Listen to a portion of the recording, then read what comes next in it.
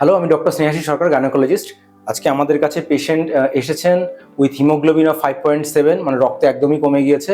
বিগত কয়েক বছর ধরে অতিরিক্ত রক্তক্ষরণের সমস্যা নিয়ে ভুগছিলেন। এই পেশেন্টকে আমরা ব্লাড ট্রান্সফিউশন করেছি এবং এরপরে পেশেন্টকে আমরা অপারেশনের জন্য প্ল্যান করছি। এটা হচ্ছে পেশেন্টের আলট্রাসাউন্ডের প্লেট এবং আমরা দেখতে পাচ্ছি যে এখানে এই যে সিকেল শেপ এন্ডোমেট্রিয়াল শ্যাডো, যার পোস্টেরিয়ারলি কিন্তু একটা অ্যাডেনোমায়োটিক চেঞ্জেস আছে। এক কথায় এটা এমন একটা রোগ যেটার ফলে কিন্তু পেশেন্ট এত রক্তপাত হয়েছে যেটা অপারেশন না করা অবধি কিন্তু পেশেন্ট সুস্থ হবে না। তো যাই হোক, আমরা আজকে পেশেন্টের ল্যাপারোস্কোপিক সার্জারি করার সিদ্ধান্ত নিয়েছি।